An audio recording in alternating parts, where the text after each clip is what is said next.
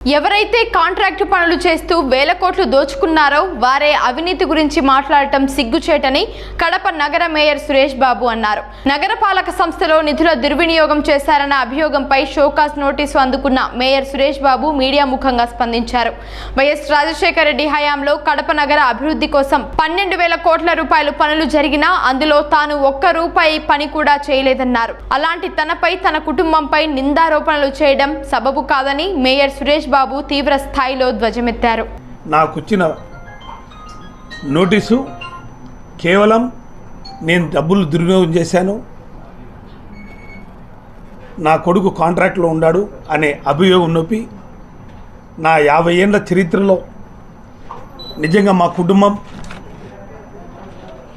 1970 నుంచి సర్పంచ్గా కొనసాగుతూ నేను రాజకీయాలకు వచ్చినప్పుడు ఎప్పటికి కూడా నేను డైరెక్ట్గా ఇండిపెండెంట్ పోస్ట్లో మేజర్ గ్రామ పంచాయతీ చిన్నచౌక్ ఆ రోజుల్లో 50,000 ఓట్లుండే పంచాయతీకి సర్పంచ్గా ఉండి 2001లో నేను జిల్లా పరిషత్ చైర్మన్గా ఎన్నికైన తర్వాత నా భార్య సర్పంచ్గా కొనసాగింది. ఆ రోజు నుంచి ఇప్పుడు వరకు కూడా 10 ఏళ్ళు మేయర్గా కొనసాగినాను. 20 ఏళ్ళుగా జిల్లా అధ్యక్షునిగా ఉంటూ ఆ దివంగత డాక్టర్ వైఎస్ రాజశేఖర గారి అడుగుజాడలో నడుస్తూ ఈ రోజుకి ఇన్ని ఉన్నత పదవుల్లో ఉన్నాం. నిజంగా కాంగ్రెస్ పార్టీలో ఉంటూ 15 సంవత్సరాలు అధ్యక్షునిగా పనిచేసినా కానీ 2019 నుంచి 2019 మా జగన్మోహన్ ముఖ్యమంత్రిగా ఉన్నప్పుడు కానీ ఏ రోజు కానీ కాంట్రాక్ట్ చేయాలనే ఆలోచన మా కుటుంబానికి లేదు. మా కుటుంబంలో ఎవరు కానీ సభ్యులు లేరు. నిజంగా 1996లో నేను సర్పంచ్గా ఎన్నికైనా కూడా 2002 మా భార్య సర్పంచ్గా ఉన్నా కూడా 2001 జిల్లా పరిషత్ చైర్మన్గా నేను కొనసాగిన, నేను 10 ఏళ్ళు ఇప్పుడు మేయర్గా కొనసాగిన ఏ రోజు కానీ మీ కాంట్రాక్ట్ లిస్ట్లో మా కుటుంబ సభ్యులు లేరు. 2019లో నేను నామినేట్ చేసేప్పుడు కూడా నా కొడుకు అండర్ గ్రాడ్యుయేట్ 19 ఏళ్ళు వనికి. కేవలం నేను కార్పొరేషన్ మేయర్గా ఎంతో దుర్వినియోగం చేశాను, ఎన్నో కోట్లు సంపాదించుకున్నాను. వాళ్ళ కొడుకు కాంట్రాక్ట్ లిస్టులో ఉన్నాడని నా మీద అభియోగం మోగడం చాలా బాధాకరం. నిజంగా నేను మేయర్గా రెండో పర్యాయం అయినప్పుడు 12,000 కోట్ల రూపాయల వర్కులు కార్పొరేషన్లో జరిగినా కానీ నేను ఏ రోజు కానీ ఒక్క వర్క్ చేసిన పాపన పోలేదు. 2014 నుంచి 2019 కూడా ఎన్నో వర్కులు చేశా కానీ నేను ఏ రోజు కానీ కాంట్రాక్ట్ లిస్టు మా కుటుంబం లేదు. నేను జిల్లా పరిషత్ చైర్మన్గా 2001లో ఉన్నప్పుడు అప్పుడున్న ఎంతోమంది పత్రికా విలేకరులు అందరూ కానీ ఎంతోమందికి కార్యకర్తలు కానీ నామినేషన్ కింద వర్కులు నేను సాయం చేసినా తప్ప నేను ఒక్క వర్క్ కూడా చేసిన పాపాన పోలేదు. ఈరోజు నన్ను నిందలు మోపుతారు. నిజంగా నేను అట్లా కాంట్రాక్ట్ లిస్టులోకి రావాలనుకుంటే మా కుటుంబం ఆ రోజుల్లో మా అన్న కొడుకులో మా కుటుంబంలో ఎవరైనా మా అన్నగారు ఉన్న కాంట్రాక్ట్ లిస్టు చేర్పించి ఈ రోజుకి 100,000 కోట్లు వర్కులు చేసి ఈరోజు నేను కూడా అందరిలాగానే శ్రీనివాసరెడ్డి లాగానే నేను 100 కోట్లు సంపాదించవచ్చు. నిజంగా ఈరోజు ప్రెస్ మూర్ఖంగా చెప్తున్నా, నేను రాజకీయాల్లో వచ్చినప్పటి నుంచి నా ఆస్తులు ఎంత అమ్మినాను. నేను ఎప్పుడన్నా ఆస్తులు రిజిస్ట్రేషన్ చేసుకుంటే నా ఆధార్ కార్డు ఇస్తాను, మా కుటుంబం ఆధార్ కార్డు ఇస్తాను, మీరు చూసుకోండి. ఇప్పుడు వరకు నేను 100 కోట్ల ఆస్తులు అమ్ముకునే తప్ప మా పెద్దల ఆస్తులు సంపాదించింది నేను ఇంతవరకు కానీ ఆస్తులు సంపాదించుకోలేదు. ఒకే చిన్నచౌక్ పంచాయతీ ఒక 60 సంవత్సరం ఆధీనంలో ఉంది. ప్రజాసేవ చేయాలి, ప్రజలకు అంకితంగా ఉండాలి, ఎప్పటికీ మేమే ఉండాలనే ఆలోచనతో చిన్నచౌక్ పంచాయతీ ప్రజల్లో ఉన్నప్పుడు ఎంతో మేజర్ పంచాయతీ నా పంచాయతీని నా సొంత ఆస్తిలాగా నేను చూసుకుంటూ ఆ పంచాయతీని అభివృద్ధి పదంలో నడిపించిన పరిస్థితులు మాయి. నిజంగా ఈరోజు రాజశేఖర్ గారి టైంలో కూడా 20,000 కోట్లు వర్కులు జరిగినాయి. ఆ రోజు కూడా నేను జిల్లా అధ్యక్షునిగా ఉన్నాను. నేను రాజశేఖర్ని అడిగింటే నాకు కూడా ఒక 100 కోట్లు 200 కోట్లు వర్క్ ఇచ్చి ఈరోజు నేను కూడా పెద్ద భిక్ష కోటీశ్వరుని అయ్యి ఉండేవాడిని. నా జీవితంలో ఎప్పుడు కానీ ప్రజాసేవకి అంకితమైన తప్ప ఏ రోజు కానీ మీ అందరి పత్రికలకు అందరికీ తెలుసు, పొద్దున 7 నుంచి రాత్రి 10 వరకు ప్రజలతోనే ఉంటాను, ప్రజలతోనే మమేకారం అవుతాను. నేను ఎప్పుడు కానీ స్థానిక సంస్థల ప్రజాప్రతినిధిగా ఉన్నా తప్ప ఏ రోజు కానీ పార్లమెంట్ సభ్యుగానో శాసనసభను కూడా ఇంతవరకు లేదు. అంటే ఇప్పుడు కానీ ప్రజలతో సత్సంధాలు కలిగిన పోస్టులోనే ఉన్నాను. ప్రజలు దాని మీద ఆదరించారు. ఈరోజు ఎన్నికల్లో తెలుగుదేశం పార్టీ అధికారంలోకి వచ్చింది. ఇప్పుడు 9 నెలలు అధికారంలోకి వచ్చినారు. ఏ రోజు కానీ నా మీద నిందేసిన పరిస్థితులు లేవు. నిజంగా 1999లో శాసనసభ్యునిగా పూజ్యులు పెద్దలు రాజగోపాల్ రెడ్డి గారు ఉన్నారు. 99లో రమేష్ రెడ్డి గారు ఉన్నారు. ఆ రోజుల్లో రాజగోపాల్ రెడ్డి శాసనసభ్యునిగా ఉన్నప్పుడు నువ్వు సబ్ కాంట్రాక్ట్ తీసుకొని కేసీ కెనాల్ ఒక డిఈతో తిరుమలయ్య డిఈతో నువ్వు సబ్ వర్క్ చేసినావా లేదని నేను అడుగుతున్నా. 95లో ఒక ఫర్మ్ ఓపెన్ చేసి శ్రీ సాయి కన్స్ట్రక్షన్స్ అని చేసి 4 పార్ట్నర్షిప్గా రాసి 2005లో 2004, 2005లో ఈఎన్సీ శివారెడ్డి ఉన్నప్పుడు నిన్ను బ్లాక్ లిస్ట్లో పెట్టాడా లేదా? ఛాలెంజ్గా చెప్తున్నా. నువ్వు అక్రమాలకు పాల్పడి నువ్వు బ్లాక్ లిస్ట్లో పడిన వ్యక్తివి ఈరోజు నా మీద నింద వేస్తావా? కేవలం కొండను తొగి ఎలకను పట్టేట్టు కేవలం 35 లక్షలు, 35 లక్షలు, అన్నీ 5 లక్షలు, 10 లక్షలు. మా కుటుంబం 100 కోట్లు రాజకీయాల్లో పోగొట్టుకున్నాం. ఇప్పటికి నేను 6 ఎలక్షన్స్లో డైరెక్ట్గా ఫేస్ చేసిన. ఇంతవరకు ప్రతి ఎలక్షన్లో డైరెక్ట్గా ఫేస్ చేసినా అని నేను రాజకీయంగా ఎప్పుడు కానీ లబ్ధి పొందలేదు. ఎప్పుడు కానీ రాజకీయాల్లో వచ్చినాం, ప్రజాసేవ చేయాలి, మా కుటుంబం ప్రజలు ఆదరిస్తున్నారు అని ఇప్పుడు 2 పర్యాలుగా మేయర్గా, ఒక తూరి జిల్లా పరిషత్ చైర్మన్గా, 2 పర్యాలు చించోక్ సర్పంచ్గా ఎన్నికైనాం. 22 ఏళ్ళుగా 18 ఏళ్ళుగా నేను జిల్లా అధ్యక్షునిగా కాంగ్రెస్ పార్టీ కొనసాగినాను. వైఎస్ఆర్ కాంగ్రెస్ పార్టీ కూడా జిల్లా అధ్యక్షుడు. ఈరోజు నువ్వు నిందలిపోతావు. ఒకే పరిలో నుంచి వచ్చాం, ఒకే కుటుంబం, ఒకే పార్టీ నుంచి వచ్చాం, కాంగ్రెస్ పార్టీ నుంచి. మీ తండ్రి మేము, నువ్వు కూడా ఈరోజు పార్టీలు మారుతూ ఏ పార్టీ అధికారం ఉంటే పబ్బం గడుపుతుంటూ తెలుగుదేశం నుంచి కాంగ్రెస్ నుంచి తెలుగుదేశం ఇట్లా మారుతూ నువ్వు మా మీద నిందలు పంపుతావా? నిజంగా ఈరోజు చెప్తున్నా, కడప నగరంలో ఇది అర్బన్లో నీరు చెట్టు కింద వర్కులు పెట్టకూడదు. 2015, 16, 17లో అర్బన్లో నువ్వు బుగ్గవంగంలో 75 లక్షల వర్కులు పెట్టి ఆ బిల్లులు ఆ రోజు మేము కార్పొరేషన్లో మేము యాంటీగా తీర్మానం చేస్తే ఈరోజు అధికారంలోకి వచ్చిన తర్వాత ఈరోజు ఇరిగేషన్ డిపార్ట్మెంట్ 80 లక్షలకి మీ కార్యకర్తలందరూ కూడా ఈరోజు రికార్డ్ చేసుకుంటున్నారు లేదా అని వాస్తవం కాదని తెలుసుకోవాలి. ఇప్పుడే ప్రెస్ ముఖంగా చెప్తున్నా, మీరు ఇరిగేషన్ డిపార్ట్మెంట్లో ఇప్పుడు ఆ పనులు రికార్డ్ చేస్తున్నారా లేదా కనుక్కోండి. 80 లక్షల వర్కులు, ఎప్పుడో చేసిన 10 ఏళ్ల కిందట వర్కులు ఇప్పుడు బిల్లులు పెట్టుకొని చేసుకుంటూ అర్బన్లో చేయాల్సిన చేయకూడని పనులు కూడా నీరు చెట్టు కింద రూరల్ డెవలప్మెంట్లో చేయాల్సిన పనులు అర్బన్లో చేస్తూ బిల్లులు చేసుకునే సంస్కృతి మాదా అని మేము అడుగుతున్నాం. నిజంగా ఆర్కే ఇన్ఫ్రాస్ట్రక్చర్ మీది ఈరోజు ఎప్పుడు పుట్టింది? అది ఆర్కే ఇన్ఫ్రాస్ట్రక్చర్ 2006లో మీరు పర్చేజ్ చేస్తున్నారు. ఈరోజు 1000 కోట్లకి ఆ ఫరం తీసుకోమన్నారు. అంటే 2006 నుంచి ఏ విధంగా ఆ ఫరం ఆ రోజుల్లో రాజశేఖర రెడ్డి గారు ముఖ్యమంత్రిగా ఉన్నప్పుడు జలయజ్ఞం అనే కార్యక్రమంలో నవరత్నాలనే 8 ఫరమ్స్ ఆంధ్ర రాష్ట్రంలో ఉంటే మీది ఒకటా కాదా అని అడుగుతున్నాను. ఆర్కే ఇన్ఫ్రాస్ట్రక్చర్ ఆ రోజు 9 నవగ్రహాల ఎలిజిబుల్ కాంట్రాక్ట్స్ ఉన్నప్పుడు దాంట్లో ఒకటి మీదే కదా, మీకు ఎట్లా ఎలిజిబుల్ అయింది అంటే మీరే తెలుసుకోవాలి. ఒక కాంట్రాక్టర్ అంత సూపర్ క్లాస్ కాంట్రాక్టర్ కావాలంటే కొన్ని ఏళ్ళు పడుతుంది. ఆ ఎక్స్పీరియన్స్లు తెచ్చుకోవాలంటే కొన్ని ఏళ్ళు పడుతుంది. ఆ ఎక్స్పీరియన్స్లు ఎలా వచ్చినాయనేది ఒక్క తూరి వాస్తవమా కాదా అని మీరు ఆలోచన చేసుకోవాలి.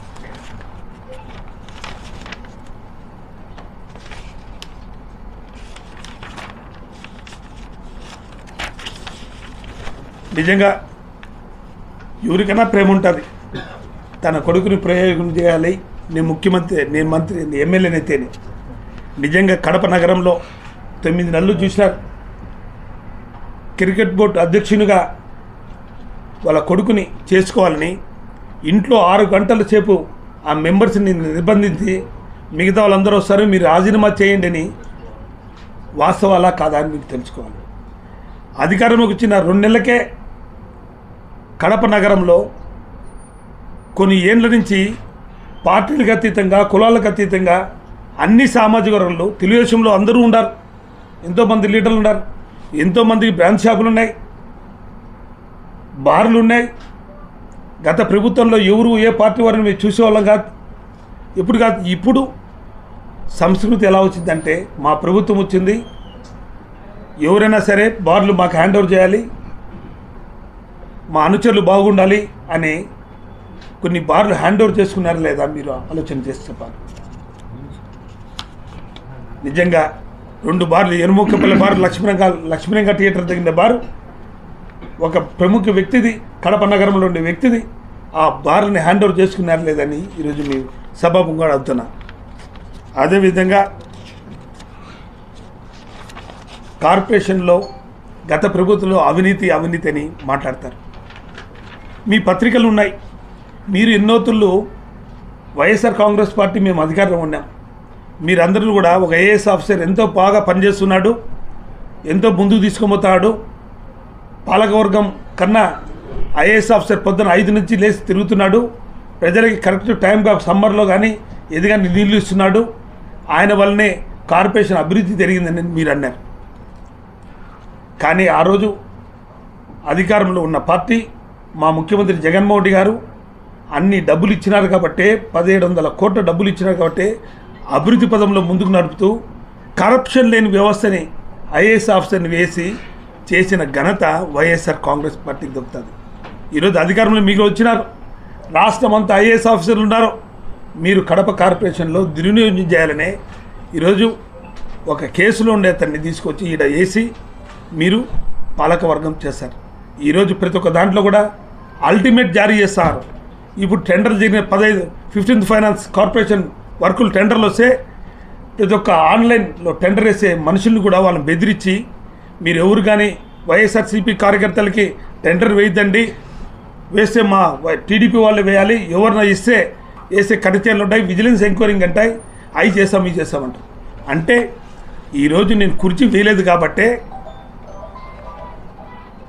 జనరల్ బాడీ మీటింగ్లో కుర్చీ వేయలేదు కాబట్టే డిసెంబర్ 2వ తేదీ నుంచి కూడా నేను ఎలా పదవిచ్యుతం చేయాలి అనే ఆలోచనతో రాష్ట్ర వ్యాప్తంగా అక్రమాలకు పాల్పడ్డారు అందరినీ వైఎస్ఆర్ కాంగ్రెస్ పార్టీ కార్పొరేటర్ని ప్రబోధాలు పెట్టి అంతలెక్కల తణుకు కానీ, వైజాగ్ కానీ, నంద్యాల కానీ, తిరుపతి కానీ అంతలెక్కల ప్రబోధాలకి లోన్ అవుతుంటే మా కార్పొరేటర్లందరూ కూడా ప్రలోభాలకు లొంగకుండా, మీ ప్రలోభాలకి కేవలం 7 మంది ప్రబోధాలకు నుండి మీ తెలుగుదేశం పార్టీలో జంప్ అయితే, ఇప్పుడు వరకు కూడా మా వాళ్ళందరూ కూడా గట్టిగుంటే ఏ విధంగా నా సురేష్ని పదవిచ్యుతం చేయాలి, మన ఆటలు సాగవు, ఏమున్నా కానీ కడప కార్పొరేషన్ మన హ్యాండర్లో పెట్టుకోవాలని ఆలోచన చేస్తున్న వ్యక్తులు మీరు.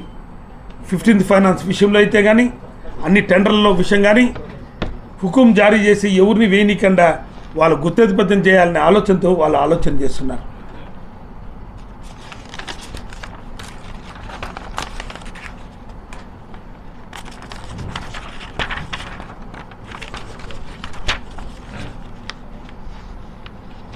నిజంగా ఎలక్షన్స్లో ప్రక్రియ ఒకటి ఉంటుంది. 2019 అప్పుడు నామినేషన్లు వేసినాం. 50 మంది కార్పొరేటర్లు, తెలుగుదేశము, సిపిఐ, సిపిఎం పార్టీలు కూడా నామినేషన్ వేశాయి. నామినేషన్ ప్రక్రియ జరిగేటప్పుడు అందరం కానీ అఫిడవిట్ ఫైల్ చేస్తాం. నామినేషన్ అయిపోయిన తర్వాత, కౌంటింగ్ అయిన తర్వాత మిగతా పేపర్లన్నీ ట్రెజరీలో కానీ ఆ ఎలక్షన్ 5 ఏళ్ళు పీరియడ్ అయిపోయిన తర్వాత దాన్ని అఖిలపక్షం పెట్టి ఎన్నికల కమిషన్ నుంచి పర్మిషన్ తీసుకొని దాన్ని కాల్చే ఆనవాయితీ గతంలో ఉంది. అది ప్రభుత్వం జీవం. ఎన్నికల కమిషన్ నోటీసు లేకుండా అఖిలపక్షంకి నోటీస్ లేకుండా ఎలా నా అఫిడవిట్ బయటికి తీశారు, ఎలా నా అఫిడవిట్ని సైన్ చేశారు అంటే దీంట్లో కుట్ర జరిగిందనే కదా. మొత్తం పాలకవర్గానికి, తెలుగుదేశం పార్టీకి పాలకవర్గానికి తెలియకుండా కార్పొరేషన్లో అధికారులు కుమ్ముక్కై తెలుగుదేశం పార్టీ నాయకులకి బయటికి తీశారా లేదా? దీని మీద చర్య తీసుకోవాలి. ఖచ్చితంగా మేము కోర్టుకు వెళ్తాం. దీని మీద కమిషనర్ మీద, అధికారుల మీద ఖచ్చితంగా కోర్టుకు వెళ్తాం. వీళ్ళ మీద యాక్షన్ తీసుకుంటాం. అంటే ఎన్నికల కమిషన్ కూడా లెక్కలేదు. ఎన్నికల కమిషనర్ ఇచ్చిన ప్రకారం గైడ్లైన్స్ ప్రకారం 5 ఏళ్ళు తర్వాత కాలపరిమితి అయితేనే కాల్చాలనే సిస్టంలో ఎన్నికల కమిషనర్ గైడ్లైన్స్ పాటించకుండా, అఖిలపక్షాన్ని తెలియకుండా నా అఫిడవిట్ ఎట్లా దుర్వినియోగం చేశారు, ఎట్లా సైన్ చేస్తారు? ఇది తెలుగుదేశం పార్టీ నాయకులు, అధికారులు ఈ ప్రభుత్వంలో కుట్ర చేసినారు లేదా అనేది కూడా నీకు తెలుసాలి.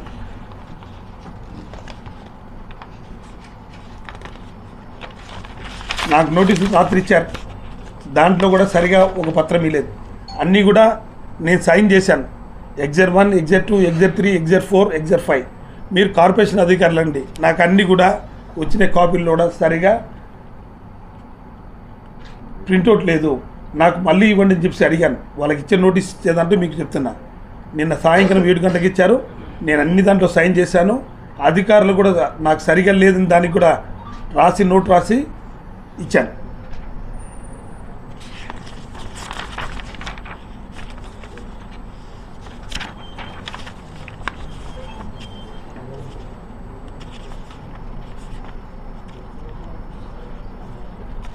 ఏమున్నా కానీ విజిలెన్స్ ఎన్ఫోర్స్మెంట్ డ్యూటీ ఏం చేయాలి?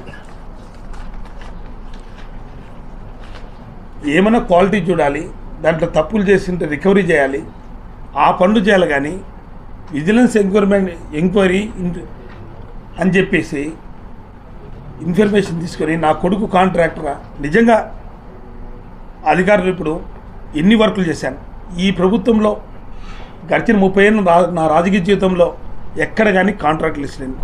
కొండను తవ్వి ఎలకను పట్టినట్టు 30 లక్షల రూపాయలు అంటే నేను మేయర్గా ఉన్నప్పుడు అది 30 లక్షలు అనేది 0.1 2 వర్క్లు అంటే గత ప్రభుత్వంలో 2200 కోట్ల రూపాయలు కార్పొరేషన్లో అవి కడప నగరం ఎన్నో అభివృద్ధులు జరిగితే నేను దుర్వినియోగం చేయాలనుకుంటే 100 కోట్ల వర్కులు చేశాను. కానీ కేవలం 30 లక్షలు 2019లో నేను అఫిడవిట్ చేసినప్పుడు అండర్ గ్రాడ్యుయేట్ మై సన్ చదువుకుంటున్నాడు. వానికి వయసు 19 సంవత్సరాలు. కొద్దిగా మనిషికి ఇంగిత జ్ఞానం లే. కేవలం నా మీద కక్షతో ఏ విధంగా ప్రజలు చేయాలి, నా ఆటలు సాగడం లేదు, నాకు కుర్చీ కావాలి, కుర్చీ కోసమే ఎన్ని చేస్తానంటుంది. నిజంగా ఆర్ఎస్ఆర్ కాంప్లెక్స్ 4 సెంట్లు నువ్వు దాంట్లో ఆక్యుపై చేసి కమిషనర్ నోటీస్ ఇస్తే దాన్ని కోర్టు స్టే తెచ్చుకునేవా లేదా? 4 సెంట్లు ఆక్యుపై చేసావు. ఎక్కడ మధ్య ప్లాన్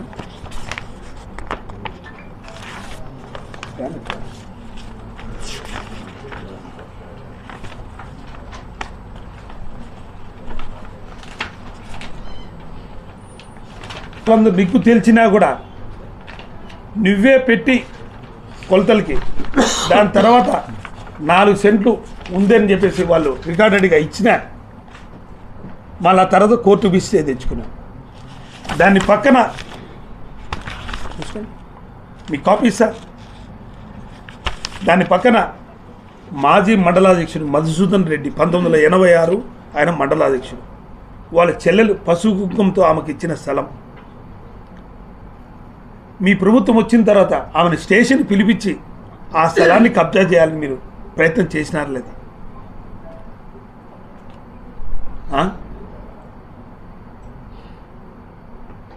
నిజంగా మా ప్రభుత్వంలోని మేము కానీ ఎవరినన్నా కానీ కాంట్రాక్ట్లు బెదిరించి మేము ఏ రోజు కానీ డిమాండ్ చేసాం. ఈరోజు జరుగుతున్న 9 నెలల్లో బార్లను దౌర్జన్యంగా లాక్కుంటున్నారు.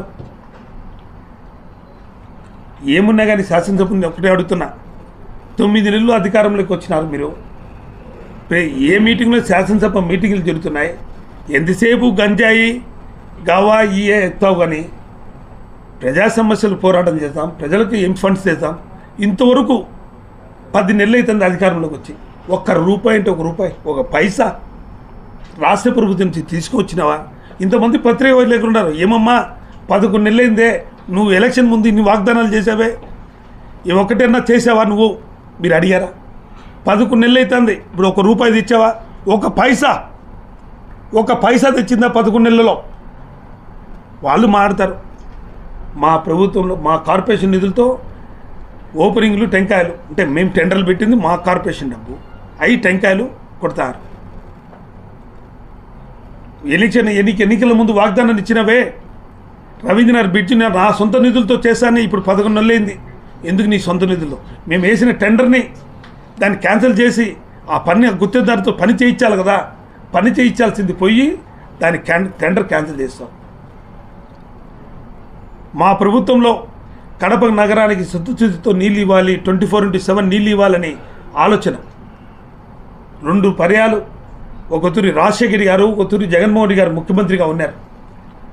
ఫస్ట్ రాజశేఖర్ గారు ఉన్నప్పుడు కడప నగరానికి శాశ్వతంగా నీటిని ఇవ్వాలి అనే ఆలోచనతో సోమశిల బ్యాక్ వాటర్తో అప్పుడు వరల్డ్ బ్యాంక్ ఫండ్స్తో 750 కోట్ల రూపాయలు టెండర్ పిలిచి ఈ రోజుకి కూడా ఆ టెండర్ అగ్రిమెంట్ అయ్యి పైప్ లైన్లు కూడా అన్ని తోలి ఎండకి వానకి గాలికి ఎండిపోతుంటే మీరు అధికారులు ఉన్నారు, పట్టించుకున్న పాపాన పోలేదు.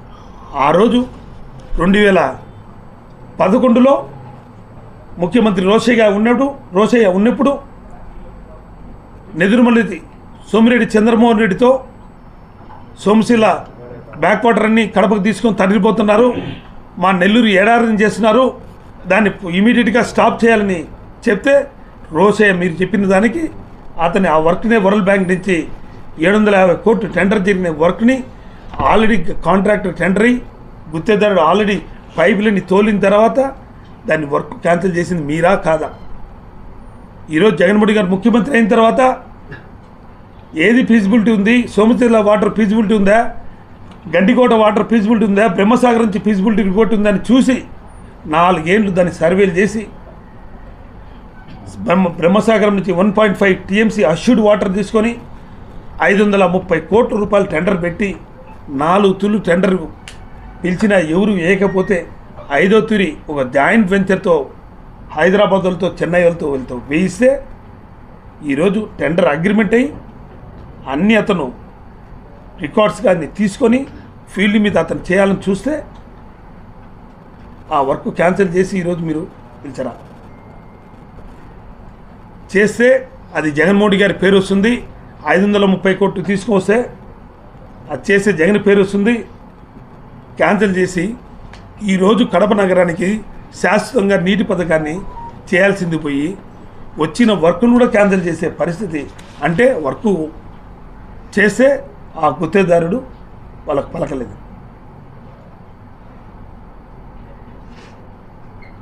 ఈరోజు కడప నగరంలో అంతో ఇంతో మా పాలకవర్గం ఇప్పటి వరకు డెవలప్ చేసిందే తప్ప ఒక్క రూపాయి అంటే ఒక రూపాయి, ఒక పైసా అంటే ఒక పైసా, ఒక రోడ్డు వేసిన పాపన పోలేదు. మా హయాంలో టెండర్లు తిరిగిన వర్కులు వాళ్ళు టెంకాయ కొడుతున్నారు. అంటే మేము తెచ్చాం, మేము టెంకాయ కొడుతున్నాం అంటే ఎవరో పెట్టినారు, ఎవరో తిన్నారు. దానికి సామెత ఉంది, ఎవరో కొడుకును బట్టి ముద్దాడినట్టు. నిజంగా సిద్ధశుద్ధి ఉంటే మాట్లాడాలి. ఒక్క తూరి ఒక మనిషిని నిందనేసేప్పుడు అది కరెక్టే కాదని నేను నిజంగా ఈరోజు దీని మీద ఎక్స్ప్లెయిన్కి హైయర్ అథారిటీస్కి నేను ఎక్స్ప్లెయిన్ ఇస్తాను. జరిగే పరిణామాలు కూడా మీకు చెప్తాను. నాకు ఇంకా కొన్ని ఈరోజు మాట్లాడేదాంట్లో కొన్ని పాయింట్స్, ఇంపార్టెంట్ పాయింట్స్ ఇంకా రాలే, అవి కూడా కనుక్కొని ఇంకా పూర్తిగా గతంలో వాళ్ళు చేసిన అవినీతులు కూడా ఇంకా నేను ఇంకా మీకు చెప్తా. నాకు ఈ లిస్టులో ఇచ్చినారు. ఒకటి మంచి పాయింట్ కడుతున్నాం. ఇది రియల్గా చెప్పాలంటే అధికారులు చూసుకోవాలి. ఇప్పుడు స్టాండింగ్ కమిటీ నా ఊరికి ఏమొస్తాయి? నా కొడుకు మేజరేమా? ఇప్పుడు నేను నన్ను క్వశ్చన్ చేసే దానికి లేదు. ఎవరు చూసుకోవాలి? అది అధికారులు చూసుకోవాలి. బిలో 10 lakhs నాకు రావు, బిలో అబౌవ్ 10 lakhs పైన నాకు వస్తాయి. 2-3 లక్షలు వర్కులు నాకు వస్తాయా? చేయకూడదు, రిజిస్ట్రేషన్ చేయకూడదు. అధికారులు తప్పు. నాకు ఇన్ఫర్మేషన్ ఇవ్వాలా? ఏదైనా జరుగుతుంటే కార్పొరేషన్ నాకు ఇన్ఫర్మేషన్ ఇస్తారే, ఇది ఎందుకు లేదు అధికారులు నాకు ఇన్ఫర్మేషను? అంతే, ఆదృచ్యంగా తిరిగింది. నాకు తెలియకంటే అధికారులు నాకు తెలియపరచాలి కదా. సరే ఇది తప్పు అని ప్రతి ఒక్కరు చెప్తారు, సరే రైట్ అంటాను. అట్టప్పుడు నాకు తెలియపరచాలి కదా. స్టాండింగ్ కమిటీ వరకు నాకు వచ్చినప్పుడు కొన్ని వర్క్స్ వస్తాయి అబౌట్ 10 lakhs, ఇది పలానా కాంట్రాక్ట్ అని చెప్తారు. బిలో 10 lakhs వరకు నాకు రావు కదా. 2 లక్షలు, 5 లక్షలు, 6 లక్షల వరకు నాకు రావు కదా. Total powers to commissioner.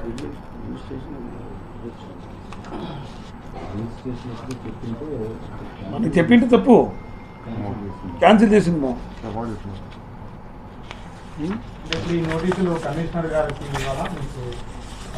ఇది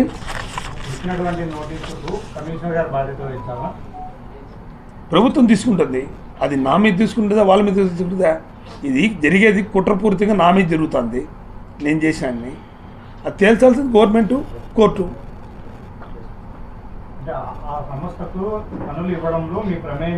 ఎక్కడ లేదు,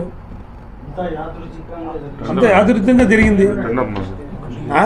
ఆన్లైన్ టెండర్ అమ్మా అది. నామినేషన్ కింద ఇచ్చేదానికి అధికారం లేదు కదా మాకు. రిజిస్ట్రేషన్ చేసిందే నాకు తెలియదు కదా.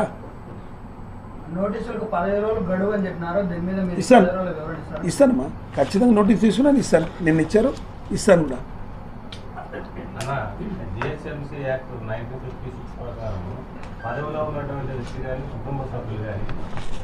నేను ఇప్పుడు దాకా నేను చెప్పింది అదే. ఈనాడు గారు నేను చెప్పింది అది ఇప్పుడు దాకా అదే అండి. బాగా వినండి. 30-40 ఏళ్ళు రాజకీయాల్లో ఇన్నేళ్ళు చుండాను.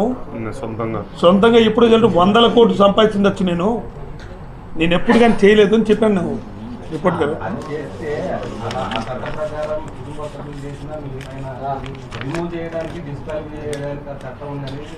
ఉంటుంది, దానికి మేము లక్ష్మణ్ అధికారులు చెప్పాలి కదా.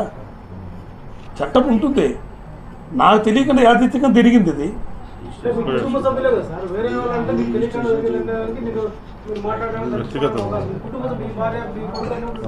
అవునండి, అబ్బాయి వ్యక్తిగతంగా చేశాడు. అది కార్పొరేషన్ అధికారులు తేల్చుకోవాలా. నాకు తెలియకుండా లేవు, నేను ఎక్కడ సంతకం లేదు కదా. నాకు లేవు 10 lakhs. నేను ఎక్కడ సైన్ లేదు. కార్పొరేషన్ ఆన్లైన్ నాకు వచ్చేది 10 lakhs అబోవ్ నాకు వస్తాయి. 10 lakhs అబోవ్ బిలో కమిషనర్కి వస్తాయి. ఒక డిఈ అధికారి మీద ఒత్తిడి పెట్టి ఒరిజినల్స్ లేకుండా సంతకం పెట్టించంటే దీనిలో ఎంత కుట్ర జరుగుతుందో మీరు ఆలోచించండి. ఇది కుట్ర లేకుంటే ఎన్నికల టైంలో మేము అఫిడవిట్ చేస్తే అఖిలపక్షంలో కమిటీ సీజ్ చేశారు. అవి ఎట్లా ఓపెన్ చేస్తారు? మీరు పోయి వాళ్ళు అడగండి, ఎట్లా చేస్తారు? ఎలక్షన్ 5 years టైం పీరియడ్ అయిపోతేనే తెరిచి కాల్చాలి కదా. ఎట్లా చేసినారు? మాకు న్యాయం, వాళ్ళకు ఒక న్యాయమా?